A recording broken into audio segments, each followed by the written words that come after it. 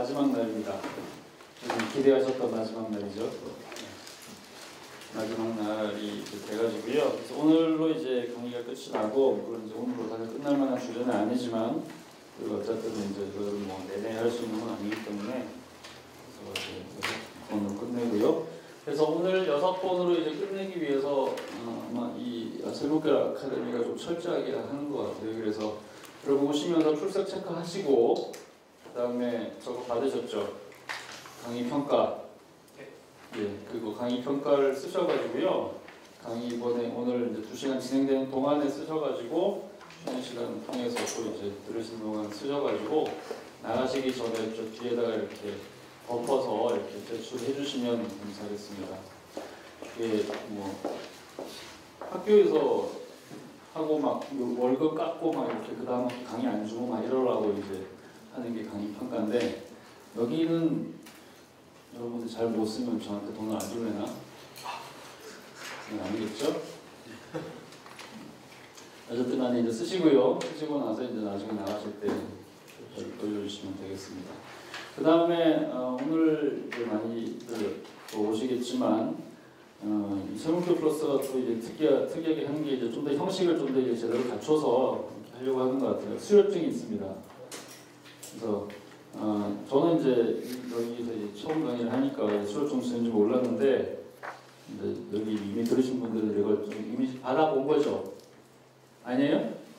처음이에요? 네. 아, 이게 2017년 버전이구나.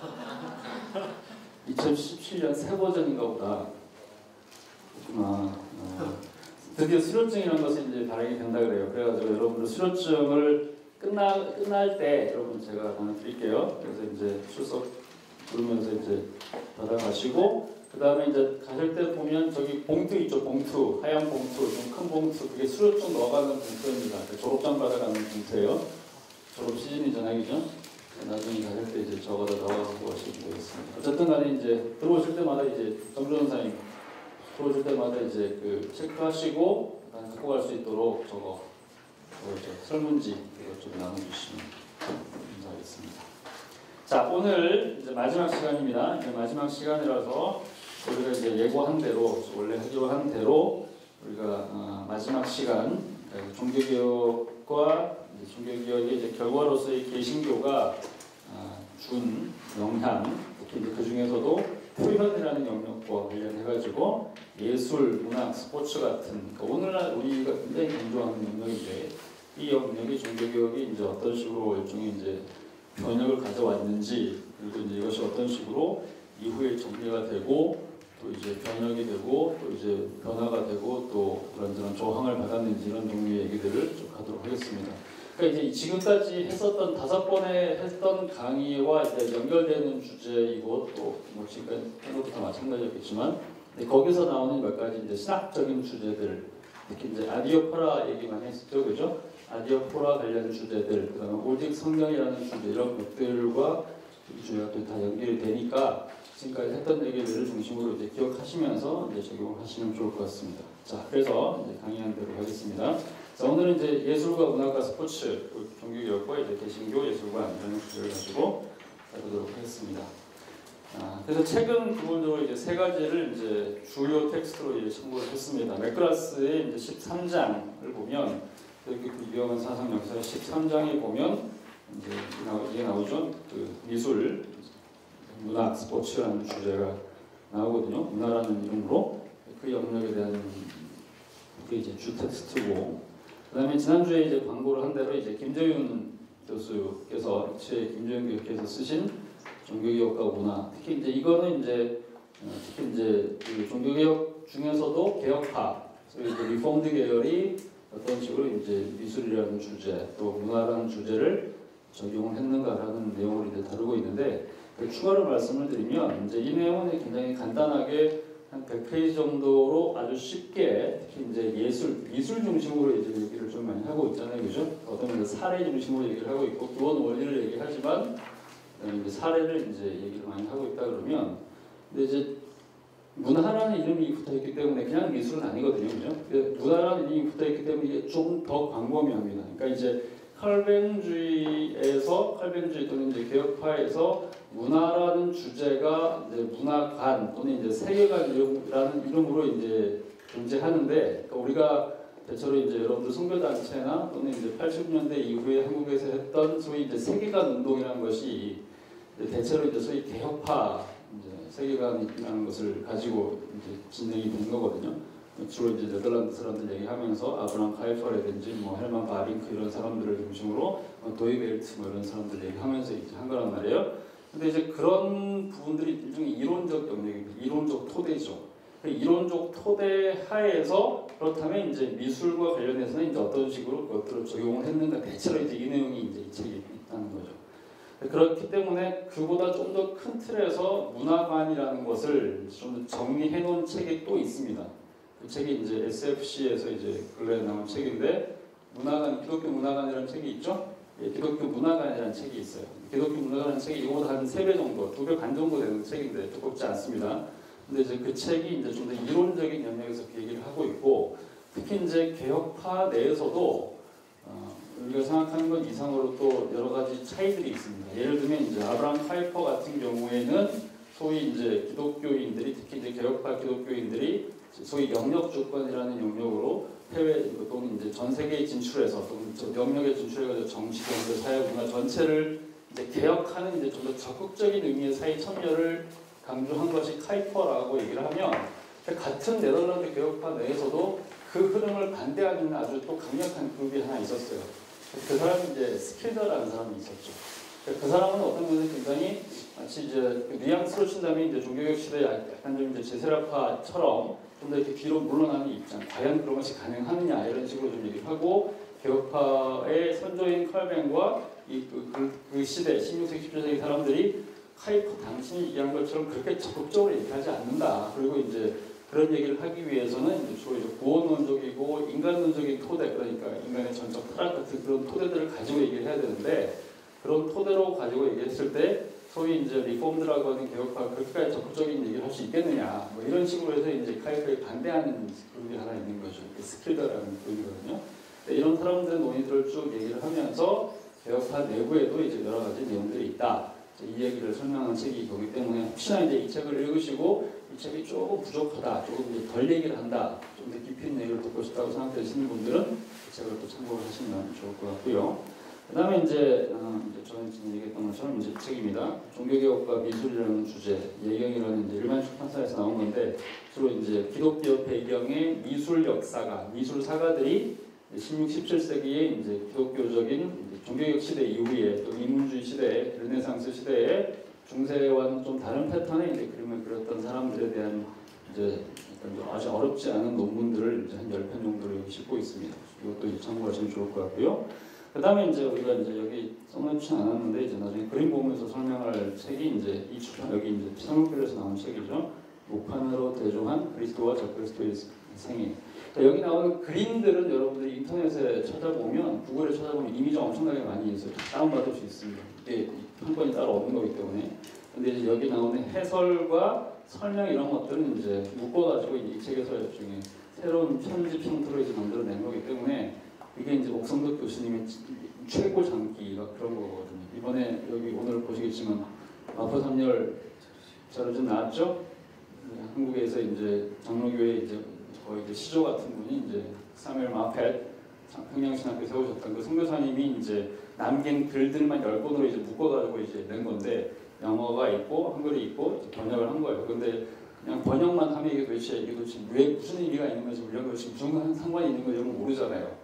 이제 그래서 옥성덕 교수님의 특징은 항상 번역을 발굴을 해가지고 그걸 타이프라이트 해가지고 번역을 한 다음에 해설을 다 이렇게 달아주는 거죠. 이거를 이제 우리가 편역이라고 얘기합니다. 그냥 역자가 아니라 번역자인데 해설가 역할까지 하는, 가이드까지 하는 역자를 편역자라고 얘기합니다. 근데 이게 이제 진짜 이제 원전을 다루는 학자들이 하는 역할이거든요. 그거를 이제 아마 한국 쪽에서 이제 가장 잘하는 이제 교회사가는 이제 옥성덕 교수님이라고 할 수 있을 것 같아요. 그것도 이제 이런 식으로 나왔는데, 이 책이 이제 옥성덕 교수님이 하신 책입니다. 한국 교회사 전공자인데 한국 교회사가 아닌 유일한 책이 이 책이에요. 이게 이제 루카스 카나의 책인 거죠. 이제 얘기 좀 이따 보여드릴게요. 하여튼 그렇게 해가지고 이제 오늘 이 책들을 중심으로 해서 설명을 쭉 하도록 하겠습니다. 자, 종교개혁과 이제 예술 관계에 대해서 이제 우리가 이제 시작을 하는데 제일 이제 일단 떠오르는 일종의 이제 이미지가 있죠. 이미지, 그러니까 전제, 서론입니다. 이게 뭐냐? 개신교는 어쨌든 간에 캐톨릭이 가지고 있던 그것이 우상 숭배라고는 우리가 일단 선정을 하고 10계명의 1, 2계명을 이제 제대로 지키기 위해서 그것에 어긋나는 우상을 이제 파괴한다는 이름에 하에서 우상 숭배를 반대하는 명목에서 이제 말하자면 예술을 이제 파괴를 했는데 당시에 성상들을 파괴를 했는데 근데 그것이 결국에는 이후에 개신교를 소위 성상 파괴주의라고 하니까 이즘이라는 것으로 이제 확정이 되면서 개신교는 모든 예술의 파괴자가 된 거 아니냐, 그죠? 미술, 음악, 뭐 시, 드라마, 영화, 스포츠 얘기까지 기본적으로 오늘날에 이제 기독교가 약화되면서 이런 것들이 다시 부흥한 것이지 사실상 역사적으로 봤을 때 개신교 운동은 다른 면에서는 이제 어마어마한 혁명들을 일으키고 뭔가 이렇게 굉장히 적극적인 변혁의 역할을 했다고 하면 예술 영역에서는 오히려 굉장히 소극적일 뿐만 아니라 굉장히 이제 방어적인 일을 하면서 사실상 인간의 상상력을 파괴한 가장 사악한 일종의 원흉 같은 것이 이제 개신교 아니냐. 이것이 이제 기본적으로 사람들이 가지고 있는 이미지죠. 이것이 이제 성상 파괴주의라고 하는 아이코노클라즘이라고 하는 이제 어떤 이름으로 이제 시작이 되는 굉장히 중요한 용어인 거죠. 근데 이제 우리가 이제 먼저 좀 알아야 될 것은 뭐냐면 성상 파괴주의라는 그 딱지를 개신교한테 붙이기 이전에 이미 역사적으로 교회사에서 성상 파괴와 관련된 굉장히 중요한 논쟁들이 있었다는 거죠. 그죠? 그러니까 이 모든 문제의 원흉, 이 모든 이제 우리가 오늘날 평가하고 있는 그 풍성한 기준에 반대되는 그런 이제 무조건 금지하는 사람들, 굉장히 폐쇄적인 사람들, 뭐 굉장히 이제 막 이렇게 이제 모든 것에 부정적인 사람들이라는 그런 이미지를 갖기 이전에 그 이전에 사실 이제 이런 내용을 가지고 토론한 사람들이 있었다는 거죠. 근데 그것이 그냥 단지 그냥 한두 사람 토론하고 만 것이 아니고 아주 작은 주제가 아니라 사실은 이 주제 때문에 교회가 갈라질 만큼 어마어마한 이제 논쟁이었던 겁니다. 그러니까 성상 파괴 논쟁을 얘기하는 거예요.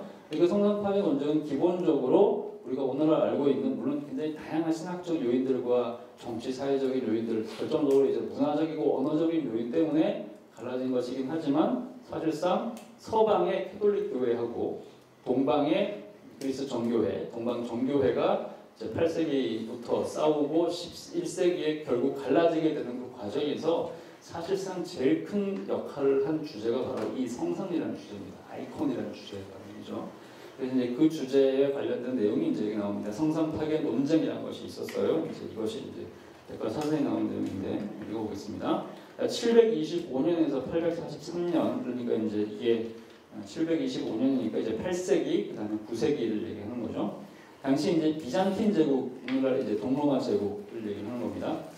동로마 제국에서 이제 서로마 제국은 이제 476년에 붕괴가 되거든요. 476년에 이제 게르만족이 와가지고 붕괴를 시켜버리면서 제국은 사라집니다. 로마의 반쪽 서로마가 사라져요. 근데 이제 그 서로마를 지배하면서 계속해서 남았던 것은 교회였죠. 그러니까 제국으로서의 정치 세력은 붕괴가 되면서 그 지역을 수많은 게르만 민족들의 후예였던 오늘날의 프랑스, 독일, 이태리 같은 나라들이 이제 차지를 하게 되는데 여러 나라 갈라지거든요. 근데 그보다도 정치보다도 항상 더 강력한 것이 뭐냐면 일종의 문화 같은 거라고 얘기할 수 있죠. 이제 가장 쉬운 예를 들면 이제 중국이라는 이제 이 거대한 나라가 한족이 세운 당나라라든지 뭐 이렇게 한나라라든지 청나라 같은 나라들이 이제 강력한 문화적이고 또 군사적으로 이제 탁월한 이제 나라를 세우고 있었는데 항상 그보다 더 강한 민족들이 있었죠. 주위에 유목 민족들이 쳐들어와가지고 나라를 세우는 일들이 있었잖아요. 그래서 대표적으로 우리가 아는 것처럼 이제 금나라도 세워진 적도 있고 위나라도 세워진 적도 있고 그다음에 아예 이 중원 전체를 먹어버린 이제 거대한 이제 몽골 제국의 나라가 이제 뭐이죠? 원나라, 그죠? 그다음 나후 중에 이제 청나라까지 다 있었지만 우리가 아는 것처럼 군사적으로 아무리 강력한 나라라고 하더라도 몇백 년 동안 지배한 나라라고 하더라도 결국에는 문화가 군사와 정치를 이긴다는 것을 우리가 알고 있어요. 그죠? 왜 그렇습니까? 결과적으로 봤을 때 몽골이나 그 지배했던 몽골족이나 여신족이 지금 중국 문명을 차지하고 있지는 않거든요. 오히려 그들이 지배 종족이었지만 결국에는 중국 문화의 종속이 돼가지고 지금 몽골 같은 경우에 반이 아예 중국에 들어와 있고 여전히 중국어를 쓰고 있고 중국 한자를 사용하고 있고 청나라 같은 경우는 아예 민족 자체가 거의 사라졌다시피 했고 만주어를 쓰는 사람은 아예 없다시피 하고 만주라는 글자 자체도 아예 없는 거나 마찬가지고 결국 한자라고 하는 이제 강력한 문명에 대한 편입이 됐단 말이죠. 결국 문화가 군사와 정치를 이기는 거죠. 그죠? 그와 마찬가지로 이제 476년에 게르만족이 쳐들어와서 서로마를 이제 멸망을 시켰지만 결국에는 서로마를 멸망시켰던 게르만족이 자기 문명을 지속하거나 자기의 문명을 가지고 로마를 변형시킨 게 아니거든요. 오히려 로마의 종속이 됐죠, 문화적으로. 그죠? 근데 그 모든 종속된 그 강력한 문화 체계 가운데서 가장 강력한 체제가 바로 종교 체제였죠. 그죠? 그러다 보니까 나라가 다 사라지고 수많은 다른 나라들도 분열됐음에도 불구하고 로마의 당시의 문명의 핵심이었던 기독교 종교는 오히려 그 이전 시대보다 더 강력하게 살아남은 것이 로마 캐톨릭교이죠. 그죠? 그게 이제 서쪽이란 말이죠. 근데 동로마는 이제 우리가 잘 아는 것처럼 이제 오히려 더 강력한 이제 종교적인 문화와 문화적인 어떤 영역들을 가지고 있었기 때문에 비잔틴 제국이라는 이름으로 이렇게 살아남아서 정확히 이제 1543년에 이제 이슬람권인 터키가 쳐들어와서 오늘날 오스만 투르크 제국이요. 오스만 투르크 제국이 쳐들어와서 이제 이스탄불을 점령할 때까지 컨스탄티노플을 점령하고 그 도시를 이제 이스탄불로 만들 때까지 무너지지 않았다는 거예요. 1000년은 더 가죠. 어쨌든 간에 이제 종교가 이제 당시 두 개가 있었는데 서로마 제국에서는 이제 캐톨릭 교회, 동로마 제국에서는 이제 기본적으로 이제 비잔틴의 이제 종교회가 있었는데 이 둘이 그때까지는 여전히 하나였습니다. 아직은 분리된 상태는 아니었단 말이죠. 근데 이미 이제 여러 가지로 이제 신학적인 논쟁들 또는 이제 문화적 차이, 한쪽은 라틴어를 쓰고 한쪽은 그리스어를 쓰고, 그 다음에 이 그리스어를 쓰는 쪽이 여러 면에서 경제적으로나 문화적으로나 모든 면에서 압도적으로 탁월하고, 이런 종류의 차이들 때문에 계속 갈등이 있었는데 그 갈등을 가장 강력하게 이제 분열의 이제 강까지 가도록 이끌게 된 가장 큰 논쟁이 바로 성상 파괴 논쟁이라는 겁니다. 725년부터 843년까지 120년 정도 사이에 비잔틴 제국에서, 그러니까 서쪽이 아니라 비잔틴 제국에서 성상을 사용하는 문제를 가지고 아이콘이죠. 가지고 이제 논쟁이 벌어졌습니다.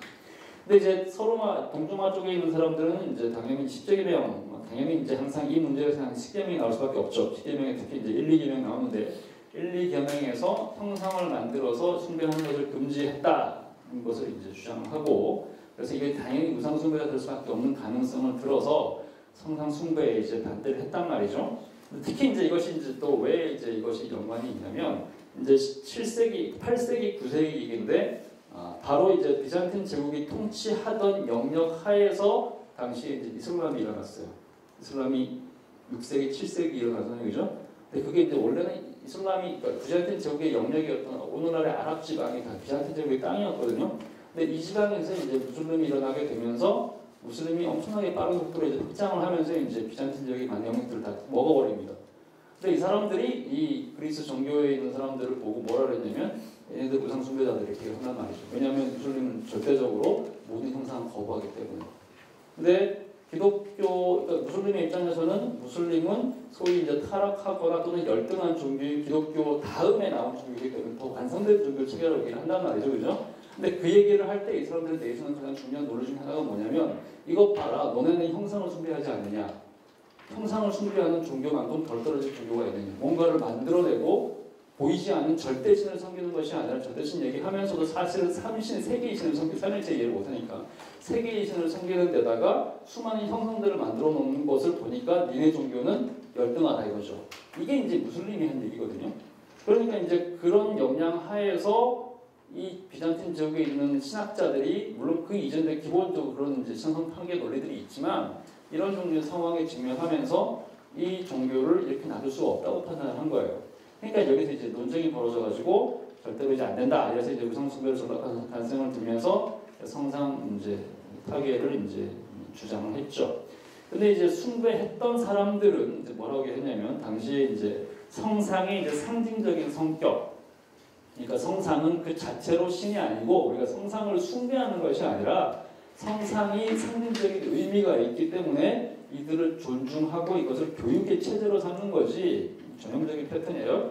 그러니까 이것을 우리가 숭배하는 건 아니고, 그 다음에 하나님께서 만드신 인간들과 모든 피조물들도 굉장히 거룩함이 그 안에 있기 때문에 이들의 형상을 만들고 이들을 존중하는 것 자체는 큰 문제가 없다라고 얘기를 했단 말이죠. 근데 이제 초대교회에서는 기본적으로 그리스도와 성인들의 상을 만들고 숭배하는 행위를 초기에 이제 반대를 하긴 했어요. 근데 시간이 지나면서 이제 로마 제국이 이제 동쪽에서 이제 꾸준히 인기를 얻다가 이제 6, 7세기 정도가 되면, 그러니까 이제 논쟁이 일어나기 이제 한 100년 전에 교회가 공식적으로 이제 권장하면서 굉장히 이제 많이 숭배가 됐습니다. 그리고 이제 당연히 이제 이것은 이제 교육적인 측면에서 특히 가난한 사람들, 소위 이제 무식한 사람들, 이런 사람들을 위해서 이제 좀 이제 활용적인 처우들로 이제 적용이 됐었는데, 이제 사람들이 그렇게 숭배하지는 않죠. 그러니까 이제 교육적인 차원으로 이제 뭔가를 열어두면 대부분의 사람들이 이것을 신적으로, 거기다 신적인 어떤 요소를 이제 부여할 수밖에 없게 된다. 이게 이제 미신적인 차원이라는 거죠. 그러면서 이제 특히 이제 서쪽에서는 이제 주로 보면 이제 역사적으로 봤을 때도 그렇지만 그리스 사람들이 당시 다스리고 그리스어를 썼던 서쪽, 동쪽 지방은 항상 지적으로 탁월했죠. 서쪽은 좀 덜 탁월하다는 말이죠. 왜 그러냐면 기본적으로 이제 항상 이제 로마를 제외하고는 초대교회의 가장 중요한 5개의 이제 도시가 있는데, 로마는 서쪽에 있잖아요, 그죠? 나머지 4개는 어디냐면 동쪽에 있거든요. 예루살렘부터 시작해가지고, 예루살렘 시작이니까. 그 다음에 거대하게 처음부터 이제 기독교 신앙의 본산이었던 안디옥이 있고, 그 다음에 그 밑에 알렉산드리아, 그 다음에 나중에 이제 콘스탄티노플까지 이 4개가 다 동쪽에 있잖아요. 그러니까 기독교 신앙의 본산은 로마가 아니에요. 로마는 교황이 있기 때문에 자기네가 최고라고 얘기를 하지만 이것만 제외하면 오히려 항상 모든 신학과 모든 틀은 다 여기서 나옵니다. 모든 회의들도 다 여기서 나와요. 니케아 공의회, 콘스탄티노플 공의회, 에베소 공의회, 칼페돈 공의회 다 어디냐면 다 동방이거든요. 그러니까 모든 기독교 신학은 동방에서 나왔어요. 지적으로 압도적으로 탁월하죠. 더군다나 성경의 언어인 헬라어가 있잖아요. 그죠? 이 사람들은 헬라어를 쓰는 사람들이죠. 그리스 사람들. 성경 언어잖아요. 라틴어를 쓰는 이 서쪽에 있는 사람들은 라틴어가 굉장히 의미 있는 언어이긴 하지만 성경의 언어는 아니거든요. 한 단계 나아간 언어란 말이죠.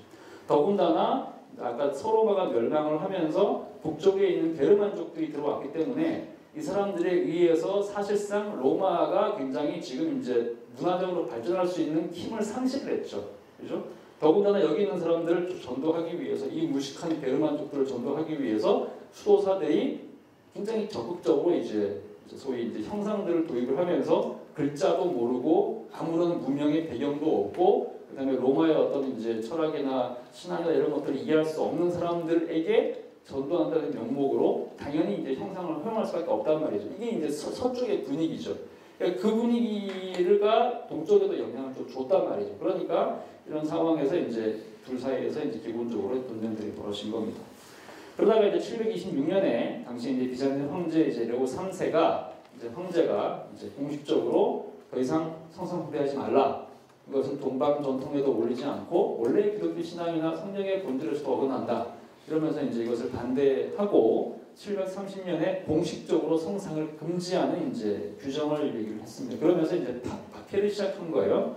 그리고 나서 이제 레오 다음의 왕이었던 콘스탄티누스 5세 때 이제 절정에 달했습니다.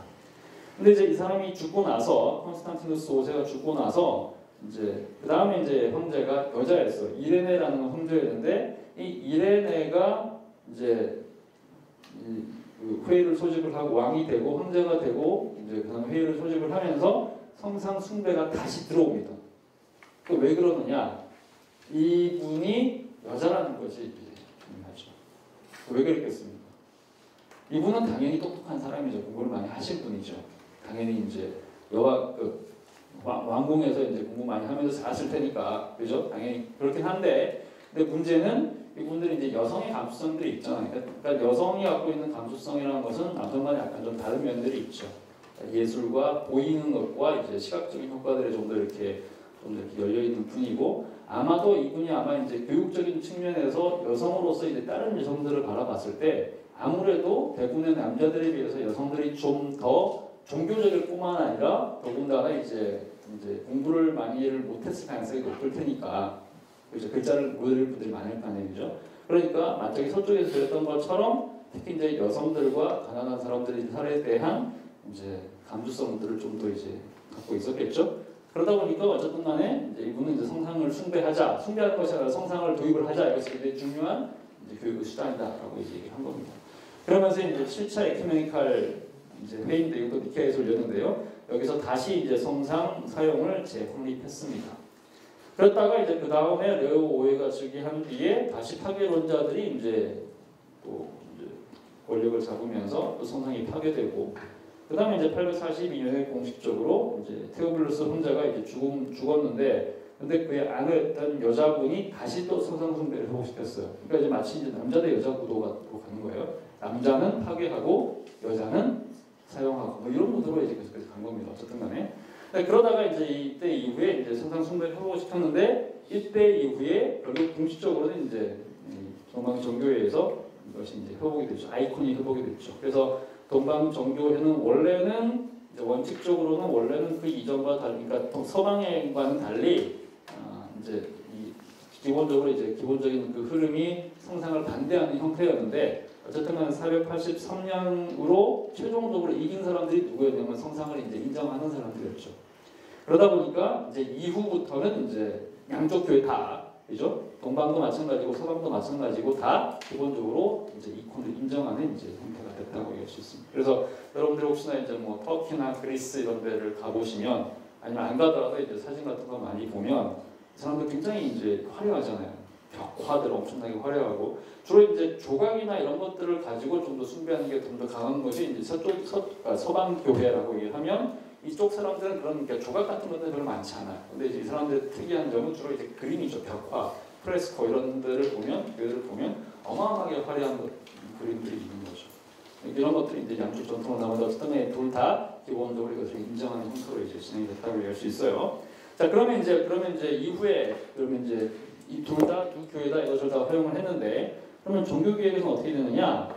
자, 종교개혁에서는 기본적으로 우리가 잘 아는 것처럼 성상은 기본적으로 이제 우상이다. 아이콘이든 뭐 어떤 뭐 형상이든 이런 것들이 당시에 로마 교회가 워낙 이제 철저하게 또 워낙 미신적으로 이런 것들을 섬기면서 이런 것들을 소위 이제 구원의 중재물로 판단을 해왔기 때문에, 그런 점에서 이런 것들을 거부하는 것은 기본적으로 당연하다라고 하는 일종의 공통의 합의가 있죠. 당연히 그죠? 우리가 잘 아는 것처럼 예수 그리스도만이 유일한 구원의 이제 중재자이시고, 오직 성경만이 중재자인데, 이제 당시에 로마 교회와 로마 캐톨릭 교인들의 관습상 마치 이것을 이제 새로운 중재자, 더해진 중재자, 예수 그리스도 플러스 중재자처럼 섬기는 관습들이 굉장히 많이 있었잖아요.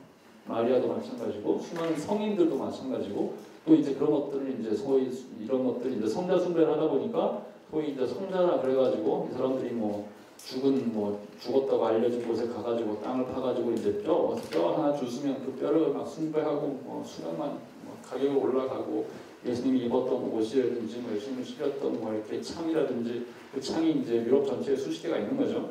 그러면서 이제 그걸 국가의 가호로 삼고, 거기가 순례하고, 그러면 이제 면옥에다가 이제 천국 가는 것만큼의 이제 효과를 얻게 되고, 이런 식으로만 얘기를 하는 거죠, 그죠? 그러니까 이게 굉장히 우상 숭배적으로 됐을 뿐만 아니라 사실과도 이제 다를 뿐만 아니라, 왜냐하면 예수님을 찌른 창 하나밖에 없을 텐데, 예수님을 찌른 창이 이제 유럽 전체에 수십 개가 있잖아요, 그죠?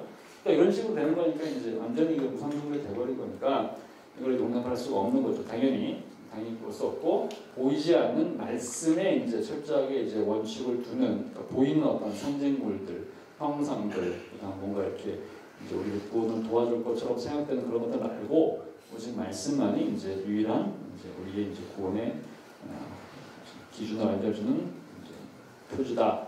이것이 이제 공통적으로는 그렇다고 얘기할 수 있겠죠, 그죠? 그래서 드라마로서의 전례, 캐톨릭 얘기죠. 예전 미사 얘기하면서 했었죠, 그죠? 미사라는 것은 구약의 희생 제사를 이제 반복하는 행위였던 것이고, 그것들이 굉장히 시각적이라는 거죠.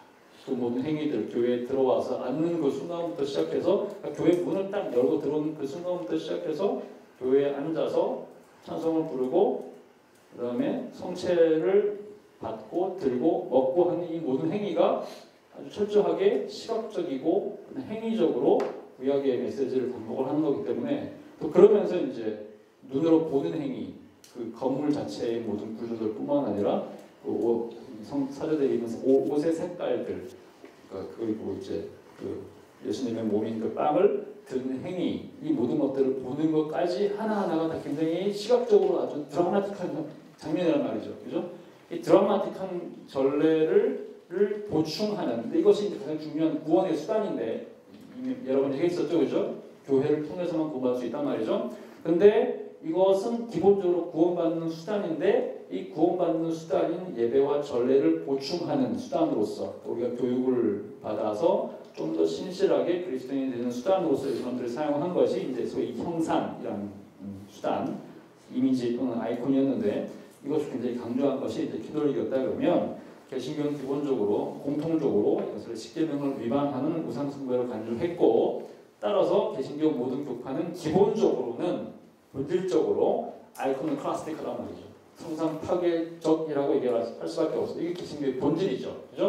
그래서 기본적으로 개신교는 성상 파괴주의라고 얘기할 수밖에 없어요. 원칙적으로 그럴 수밖에 없는 거죠. 성경밖에 없는 거니까. 그 이외에 어떤 것도 우리 구원의 중지자가 될 수 없기 때문에. 기본적으로는 그렇단 말이죠. 그럼에도 불구하고 이후에 나온 개신교 교파들과 개신교 전통별로 이 아이코노클라스틱한 이 수준이라는 것은 좀 차이가 있다는 것이 이제 다양성입니다. 어디까지를 허용을 하고 어디까지 금지를 해야 되느냐. 진짜 말 그대로 전적으로 모든 것을 다 없애버리고 우리 눈으로 보이는 모든 것들을 다 거부하고 이 모든 것들이 교육시장이 된다는 것을 완전히 반대해야 되는 것이냐. 이것을 반대하는 그룹들이 있죠. 가장 대표적으로는 이제 제세례파가 이제 제세파는 진짜 말 그대로 모든 것을 다 이제 파괴했기 때문에 제세파 그런 것이고, 그다음에 주류 중에서는 이제 이것을 이제 좀 더 금지 형태로 이제 금지의 무게를 두고 이제 한 사람들이 주 개혁파라고 할 수 있겠죠. 개혁파, 장로교, 청교도 그런 사람들이 이제 그 라인을 볼 수 있겠고요.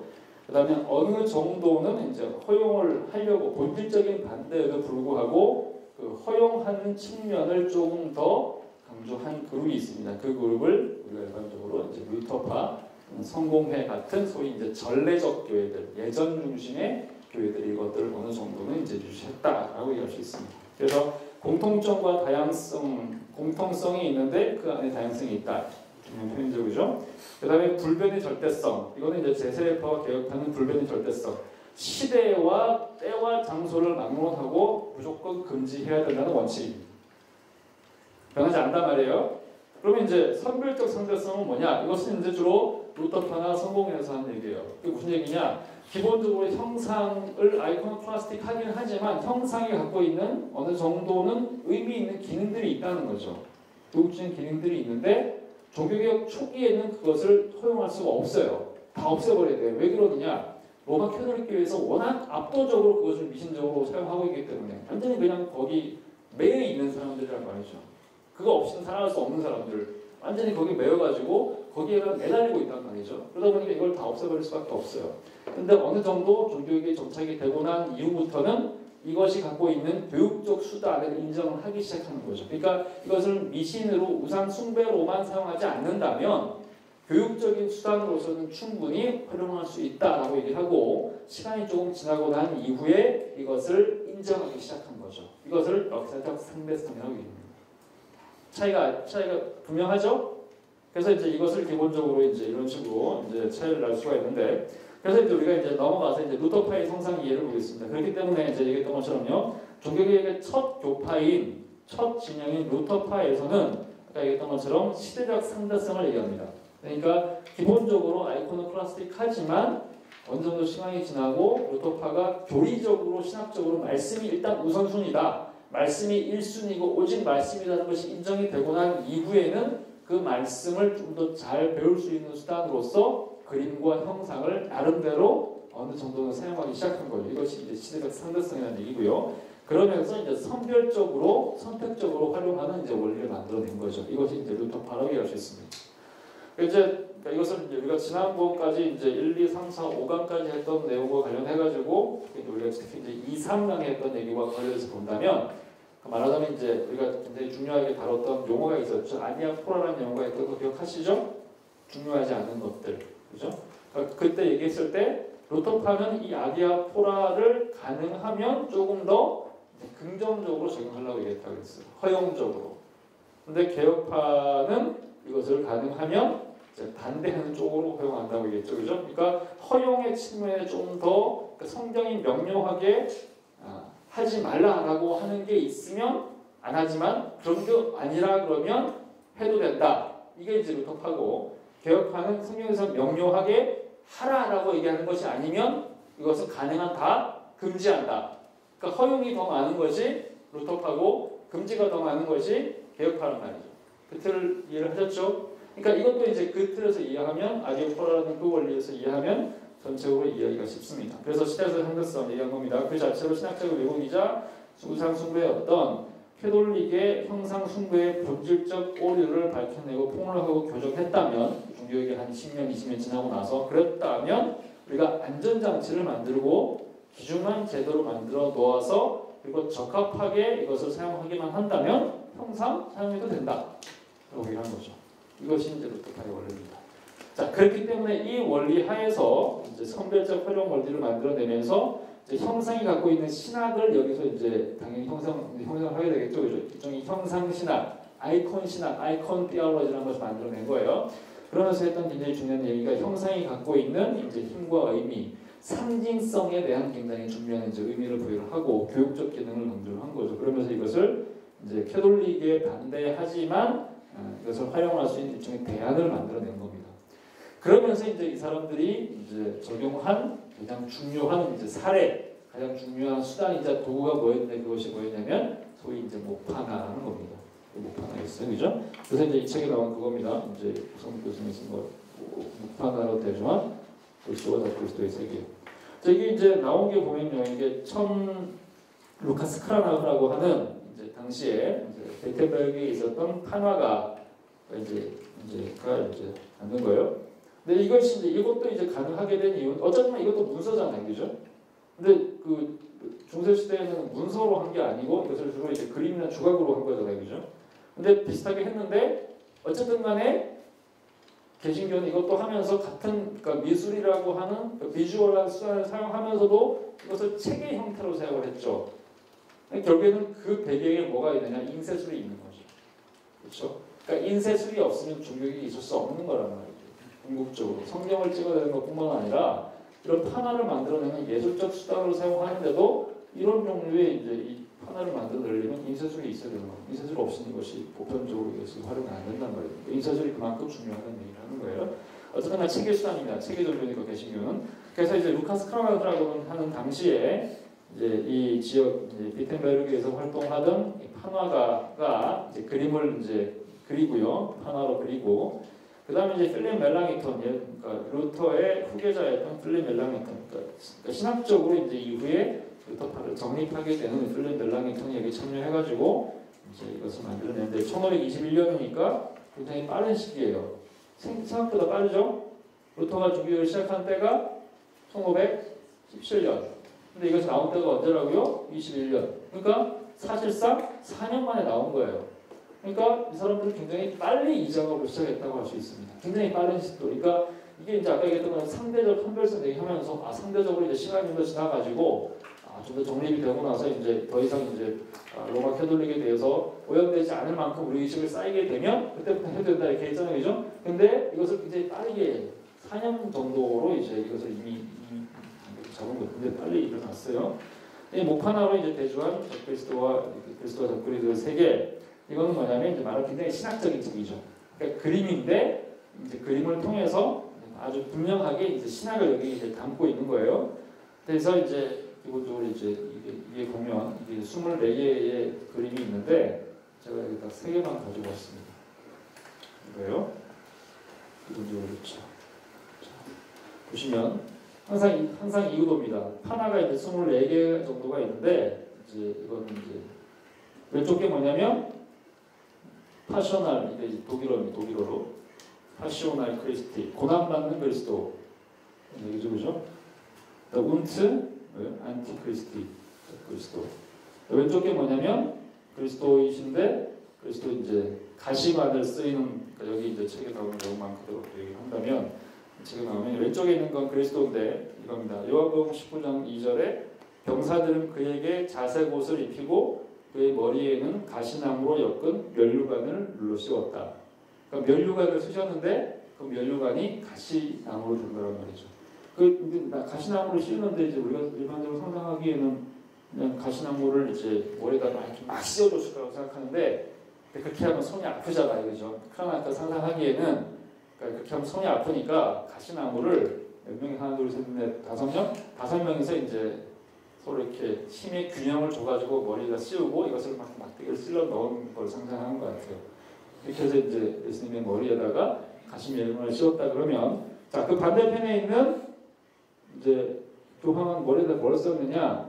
폰 골트 데어 파피식 나오죠, 그죠? 황금으로 된 면류관을 썼다 이겁니다. 그러니까 이러면서 이게 뭐라고 써있냐면 컨스탄티누스 황제는 교황에게 황제의 면류관, 자색 망토, 자색 튜닉, 황제의 것과 같은 다른 예복들 그리고 호를 주었다 이렇게 써있습니다. 이게 뭐냐면요, 컨스탄티누스 황제의 증여라고 하는 문서가 있어요. 그게 뭐냐면 로마 캐톨릭 교회에서 컨스탄틴은 이제 황제를 얘기하는 거예요. 컨스탄티누스부터 시작이 됐으니까 로마 황제가 로마의 교황에게 면류관을 줬다. 그리고 땅을 줬다라고 하는 이제 문서가 있습니다. 근데 그게 이제 중세 시대에는 초기에 이것이 황제가 준 문서이기 때문에 그만큼 이제 그러니까 이 권한이 그러니까 이 땅에서 이제 모든 영적인 것을 다스릴 권한이 자기에게 있고 황제와 같은 권한이 자기에게 있다. 그러므로 그런 화려한 것을 입어도 전혀 문제가 안 되고 그만큼 권력이 있다는 것을 상징하는 이제 굉장히 중요한 일종의 증명서처럼 활용을 했어요. 그런데 이것이 위조 문서거든요. 나중에 위조로 밝혀지죠, 그죠? 근데 이 내용에 근거해가지고 이 사람이 그러면서 이제 황제와 똑같은 이제 권력을 누리면서 이 교황들은 독점적 권력을 휘두르기 위해서 모든 사료에 반하는 사실을 날조했다. 로마 황제가 그런 면류관을 쓰는 것은 관리에 어긋났다. 그러니까 이 얘기가 이미 중세 시대 말기에 이미 밝혀졌거든요. 이게 사기라는 것이 밝혀졌거든요. 근데 그거를 이제 지금 이제 이 멜랑이톤 얘기를 하고 있는 거죠. 그러면서 이제 이것이 그만큼 이제 큰 사기인가를 보여주는 얘기고요. 그 다음 거를 보시면 이제 비슷한 얘기죠. 이건 뭘까요? 이거 뭐에 대한 그림일까요? 이건 장면이 어디 장면일까요? 예? 우리가 잘 아는 단어 나오죠, 그죠? 독일어는 모른다고 하더라도 여기 영어 메뉴에 보면 뭐라고 템플이 뭐죠? 성전. 자, 성전에서 이제 사람들을 내쫓는 예수고, 그다음에 오른쪽에 있는 건 뭐냐면 교황이 있는데 교황은 성전에서 뭘 하느냐? 장사를 하는 거죠.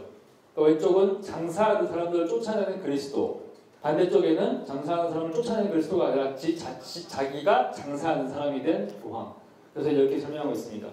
그는 성전 안에 거래상, 양, 소, 비둘기, 환전상이 앉아있는 것을 발견했다. 그는 노끈으로 채찍을 만들어 이들을 성전에 쫓아내고 계산들을 얻고 말했다. 이것들을 치워라. 내 아버지의 집을 도둑의 속으로 만들지 말라. 요한복음 2장 14절에서 16절까지. 그 다음에 너희가 거저 받았으니 거저 주라. 내 금이 너와 함께 지옥에 있을지다. 그러니까 그리스도인이 황금을 가지는 것은 지옥 가는 일이다. 이 소박한 예수를 얘기하는 거죠. 사도행전 8장 20절. 그런데 그 반대편인 적그리스도는 바울이 선포한 것처럼 적그리스도는 하나님의 성전에 앉아서 하나님 행세를 하는 사람이다. 그러니까 데살로니가 후서 2장 3절에서 4절. 그러니까 바울의 얘기를 인용을 하면서 교황이야말로 적그리스도다라는 얘기를 하고 싶은 거죠. 다니엘이 예언한 대로 적그리스도는 하나님의 법을 변질시켜서 성경을 무시하고 사면장, 면죄부, 교직을 매매하며 재산을 축적하고 교인들의 돈을 뺏고 결혼제들을 무너뜨리고 양심을 상하게 하고 임의대로 법을 만들고 성인을 축성하고 교인들을 축복 저주하고 자기 목소리를 마치 하나님 목소리처럼 여기라고 명한다. 이게 이제 교회법이라는 얘기죠. 그러니까 이제 이게 얼만큼 사악한 행인지를 이제 아주 적나라하게 이제 대조하는 이제 이런 판화라는 것이 굉장히 강렬한 그 이미지 대조가 있잖아요. 이게 이제 나머지 하나만 이제 더 보여드리면요. 이건 어딜까요? 무슨 장면이죠? 유명한 장면이죠. 달을 씻기시는 예수 그리스도. 그 다음에 한쪽에는 달을 씻기시는 예수 그리스도, 반쪽에서 영광을 그러니까 종으로 섬기는 그리스도와 그 다음에 이제 섬김을 받는 교황의 차이를 보여주는 겁니다.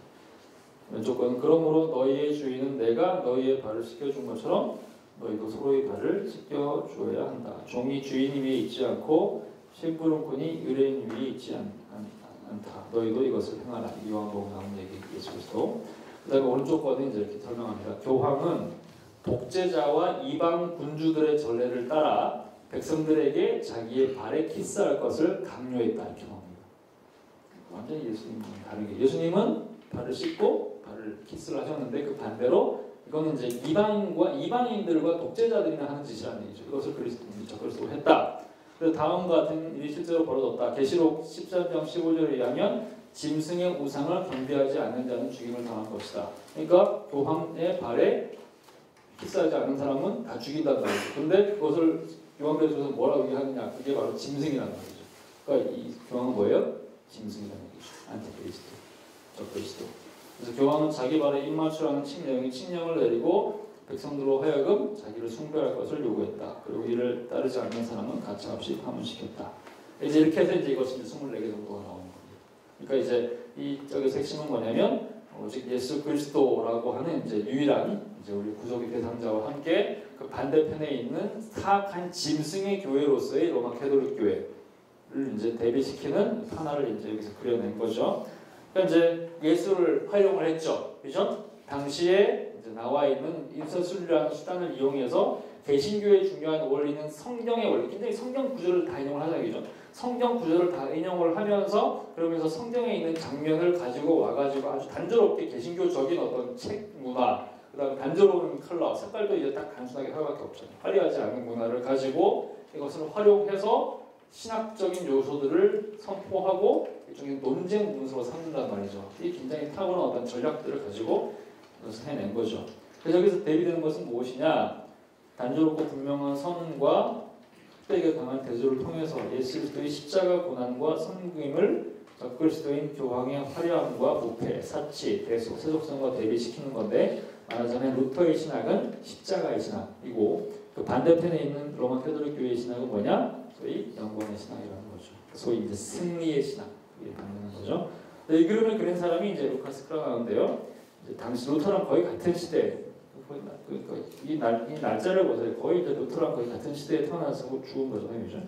비텐베르크의 궁정 화가였는데 단지 이제 궁정 화가만 했던 것은 아니고 시의원, 시장, 그러니까 정치인이었어요. 그다음에 사업을 또 무지하게 해가지고 나중에 이제 세금 계산서를 확인을 하면 비텐베르크의 두 번째 부자였습니다. 대부호였어요. 루터 신학의 핵심으로서 이제 율법과 은혜의 대비 주제를 미술에 적용을 하는데요. 이제 이 주제를 이제 이후에 이건 이제 편한데 이제 다양하게 그림을 그렸어요. 자, 이 그림을 보시면요. 이제 크로나흐가 이제 두 사람이 있습니다. 크로나흐 이 사람은 이제 아빠고요. 그러니까 the elder라고 그러죠. 그러니까 아빠 나이 많은 아빠 크로나흐고 아들 영거가 있어요. 이건 이제 아들이 그린 겁니다. 자, 아들이 그린 이 그림을 보면 이게 루터파 그림이라는 얘기죠. 그죠?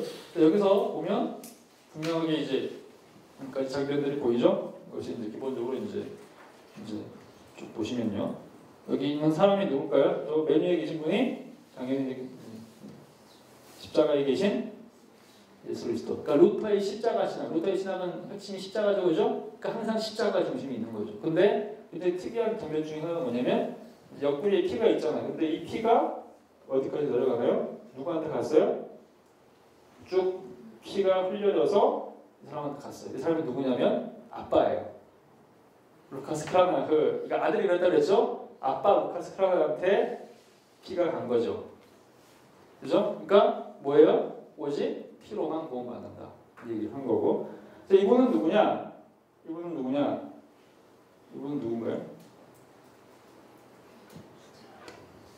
이분 모르겠어요. 이분은 누구냐? 이분 누굴까요? 예수 그리스도를 가리키고 안내하시는 분. 그렇죠. 세례요한이죠. 세례요한을 섬기지 말고 세례요한이 너희는 이 어린 양을 바라보라. 어린 양이잖아요. 그죠? 어린 양을 바라보라. 이분이 누구냐면 세례요한인 거죠. 그리고 이 사람이 자기 아빠 루카스 크라나흐. 이분은 누구예요? 그분 누구예요? 이걸 들고 있는 분. 이게 뭐예요? 성경책이잖아. 누구예요? 얼굴 보면 이분 유명한 얼굴이잖아요. 루터. 그죠? 그래서 이제 루터파 아주 철저한 루터파 그림입니다. 루터의 십자가 신학을 반영하는 동시에 그다음에 이제 루카스 크라나흐와 루터를 일종의 이제 마치 이제 캐톨릭의 성인전처럼 이제 종교개혁의 영웅으로 이제 여기다 이제 그려놓은 아주 전형적인 루터파식 이제 그림인 거죠. 이게 하나가 있고요. 그다음에 이제 얘기 나온 게 이겁니다. 이게 이제 아빠 이제 크라나흐가 그린 이제 율법과 은혜, 그러니까 굉장히 신학적인 걸 아까 얘기했던 것처럼 십자가 신학이 있었다 그랬고 이게 뭐냐면 율법과 은혜라는 이제 주제의 그림이에요. 근데 이런 그림을 이제 1529년 이후에 20번 이상을 그리는데 이것이 이제 지금 유럽에 가면 유럽에 있는 여러 교회, 루터파 여러 주요한 교회들마다 이 비슷한 그림들이 있어요. 근데 이것이 이제 제일 고타라는 지역에 있는 교회에 있는 아주 대표적인 그림인데 이 그림이 이제 기본적으로 상징하는 이제 아까 이제 대비라는 게 중요하다고 그랬죠. 로마 캐톨릭에 대비되는 루터파 신학의 이제 핵심. 그것도 이제 여기서 설명이 되는 거죠. 이 구도가 이렇다는 얘기예요. 자, 일단 보겠습니다. 기본적으로 이것이 두 개로 이제 나눠진다는 게 중요하죠. 나무가 중심으로 있고, 그러니까 약간 파나랑 그 비슷한 구도라고 해서 대비 구도. 근데 이 나무가 있는데 나무를 보세요. 나무의 한쪽은 잎사귀가 바짝 말라 있죠. 이쪽은 뭐예요? 잎사귀가 무성하죠. 이건 뭐냐면 율법의 시대. 루터의 신학의 핵심은 율법과 은혜의 대비죠, 그죠? 이건 뭐냐? 소위 은혜의 시대. 자, 이것은 뭐냐? 이 사람들은 뭐냐? 누구예요? 아담과 하와죠. 아담과 하와가 지금 뭘 하고 있어요? 사과를 먹고 있죠. 뭐 하는 거예요? 죄를 짓고 있는 거란 말이죠. 그래서 이 사람들이 죄를 지었기 때문에 그 죄에 대한 대가가 뭐냐?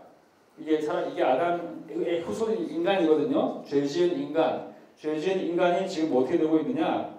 창에 찔려가지고 막 고통 속에서 헤매고 있단 말이죠. 근데 그들을 정죄해서 심판하시는 예수 그리스도, 심판하시는 하나님한테 심판받게 하는 존재가 뭐냐? 이거는 뭐겠어요? 사탄이겠죠. 사탄은 이제 악마의 형상으로 이제 염소가 항상 보면 염소가 양 말고 염소가 항상 이렇게 이거를 이제 대신 그 유럽 문화에서는 유럽 역사적으로 봤을 때는 항상 뒤집어 써요. 염소고 이건 뭘까요? 그렇죠. 쇠골은 뭐예요? 죽음의 상징이죠. 그러니까 우리가 죄를 지어 죽으면 죄를 지으면 그 죄의 결과로서 우리가 사탄의 노예가 되고 또 죽음의 노예가 되는 거잖아요. 죄와 사망, 그죠? 그래서 죄와 사망과 사탄으로부터 쫓겨나고서 당하는데 그것을 여기서 정죄하면서 너는 죽일 놈이야, 너는 죽어 마땅한 놈이야로 얘기한 게 누구예요?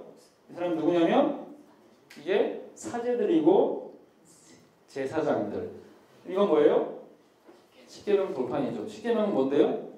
율법. 율법의 정죄하에서 너희들은 다 죽어 마땅하다. 이것이 율법의 시대입니다. 그래서 어둡고 심판하는 그리스도가 있고 죄에 대한 대가로서 그 다음에 그 심판의 결과와 율법과 죄로 인해서 모든 것은 다 죽음의 결과로서 이제 앙상한 가지밖에 없다는 말이 되는 거죠. 근데 여기를 대비해서 어떤 일이 벌어지느냐? 저는 다른 그림이 이제 벌어지는 거죠.